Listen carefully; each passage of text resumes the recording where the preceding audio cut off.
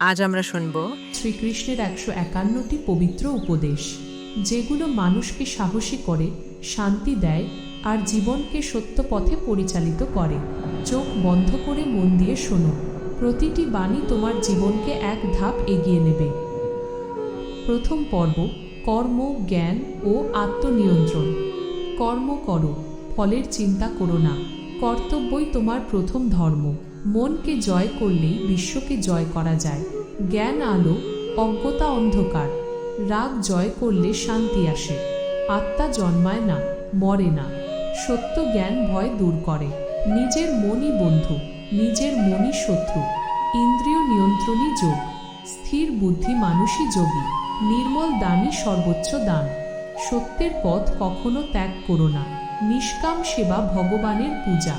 সন্ন্যাস মানে পলায়ন নয়, আত্মজয়।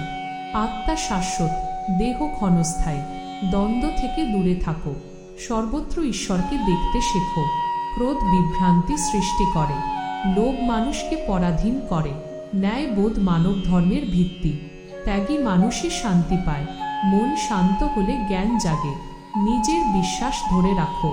অপরের মঙ্গল চিন্তা করো। স্বার্থহীন সেবা পরম ধর্ম। অহংকার বিনাশ ডেকে আনে। ক্ষমাই মানুষের অলংকার। ধৈর্য হল মহাশক্তি। সাধনা ছাড়া সাফল্য নেই। ঈশ্বর হৃদয়েই বাস করেন। মন নৌকার মতো, থাকলে বাঁচায়, ভাঙলে ডুবায়। সমতা বজায় রাখো। সুখ দুঃখ সমানভাবে গ্রহণ করো। পরনিন্দা ত্যাগ করো। মিথ্যা আত্মাকে কলুষিত করে। নিজেকে জয় করাই সর্বোচ্চ বিজয়। সংযম চরিত্রকে শক্তিশালী করে। অন্যায়কে সমর্থন করা পাপ। জ্ঞানী কখনো অপকার করেন না। সত্য সর্বদা বিজয়ী। দ্বিতীয় পর্ব, আসক্তি, বৈরাগ্য ও আত্মার স্বরূপ। আসক্তি হল দুঃখের মূল কারণ। যা তোমার নয় তার জন্য শোক করো না। জীবনের সব কিছুই অস্থায়ী, কেবল আত্মা চিরন্তন। মানুষ বিশ্বাস দিয়ে তৈরি, যেমন বিশ্বাস তেমন মানুষ। সন্দেহ সকল মুক্তির পথে বাধা দেয়। সকল কাজ ঈশ্বরে সমর্পণ করো। ভয় পেও না, আমি সর্বদা তোমার সাথে আছি। অভ্যাস এবং বৈরাগ্য দ্বারা মনকে জয় করা যায়। বুদ্ধিমান ব্যক্তি কখনো ভালো বা মন্দের দ্বারা বিচলিত হন না। জন্ম আর মৃত্যু কেবল দেহের পরিবর্তন। লোভ ও কাম হল নরকের দ্বার। জ্ঞান হল সবচেয়ে পবিত্র অগ্নি। নিজের দোষ দেখো, অন্যের নয়। তুমি যা নিয়ে ভয় পাচ্ছ তা কেবল মায়া। জীবনের উদ্দেশ্য হল আত্মজ্ঞান লাভ করা। স্বধর্ম পালন করো, অন্যের ধর্ম অনুকরণ করো না। জীবনের সফলতা নির্ভর করে আত্মনিয়ন্ত্রণের উপর। যে ব্যক্তি নিন্দায় বা স্তুতিতে স্থির, সেই প্রকৃত স্থিতপ্রজ্ঞ। এই পৃথিবীতে কিছুই কর্ম ছাড়া হয় না। কর্মফল হল বীজ, যা বপন করবে তাই পাবে। সুখ আসে সংযম থেকে, ভোগ থেকে নয়।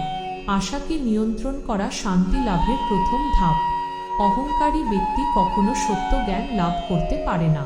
জ্ঞানী ব্যক্তির কাছে মাটি ও সোনা সমান। মনকে স্থির করো, সেখানেই ঈশ্বরকে দেখতে পাবে। কর্ম হল শ্রেষ্ঠ উপাসনা। তুমি যা দাও তাই ফিরে আসে। যোগ মানে কর্মে দক্ষতা ও সমতা। নিজের কাজকে ঘৃণা করো না। সত্য সর্বদা সরল, মিথ্যা জটিল। তৃতীয় পর্ব, ভক্তি, সমর্পণ ও মুক্তি। ভালোবাসাই ঈশ্বরকে পাওয়ার একমাত্র পথ। সর্বভূতে আমাকেই দেখাই ভক্তি। আমাকে স্মরণ করো এবং তোমার কর্তব্য করো। আমি তোমার সকল পাপ মুক্ত করব, শুধু আমার স্মরণ নাও। ভক্তের ডাকে আমি দ্রুত সাড়া দিই। আমি সকল প্রাণীর হৃদয়ে বাস করি। যে আমাকে ভালোবাসে সে কখনো বিনষ্ট হয় না। তোমার মন ও বুদ্ধি আমাতেই অর্পণ করো। তুমি যেমন আমার প্রতি বিশ্বাস রাখো, আমি তেমনই তোমাকে ফল দিই। আমি জগতের আদি এবং অন্ত। একনিষ্ঠ ভক্তি সর্বোচ্চ সুখ। সব ছেড়ে শুধু আমার পূজা করো। আমি পরম পিতা, মাতা ও আশ্রয়দাতা। যে আমার কাছে আসে সে মুক্তি লাভ করে। আমার নাম জপ করো, এতেই সব সমস্যার সমাধান। জ্ঞানী ব্যক্তির কাছে আমি সবচেয়ে প্রিয়। ভয় কেবল তারাই পায় যারা আমাকে ভুলে যায়। আমি প্রতিটি জীবের জন্মের কারণ। ভক্তের কাছে আমি সহজে প্রকাশিত হই। তোমার জীবনের চালক আমি। আমি মহাকাল, সকলকে গ্রাস করি। দান করো, কিন্তু তার ফল কামনা করো না। আমাকেই তোমার গন্তব্য হিসেবে স্থির করো। আমার লীলা বোঝা মানব মনের পক্ষে কঠিন।